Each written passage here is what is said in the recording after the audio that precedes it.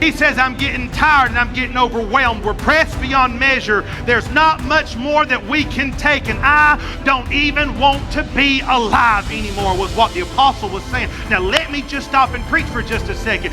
This is the apostle whose name used to be called what? Saul.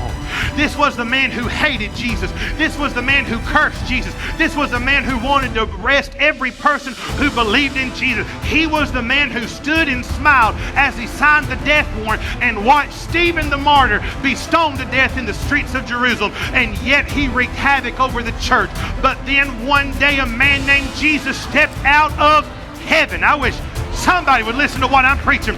And then one day this nail-scarred hand, this nail-scarred feet stepped out of heaven and went down to the road to Damascus and said, why are you persecuting me? And God changed his life, and he got up that day and he left as a dead man, Saul, but got up as a man with new vision whose name was Paul, and his world was completely turned upside down, all because Jesus found him.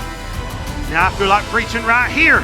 Let me tell you something. You can have a very real moment for God. There will never be a day in my life. If you find out I've backslid and I've walked away from God, there will be one thing that will never utter my lips, because I know and I know that my God is real. Oh, I wish somebody would help me preach about it. I wish somebody would shout with me right here. I know that my God is real.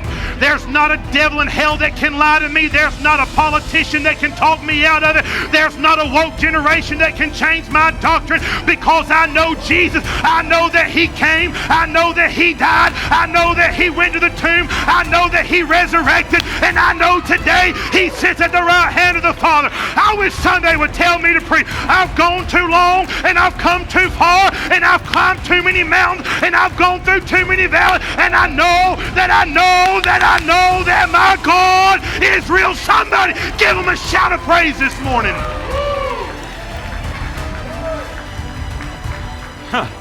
Woo.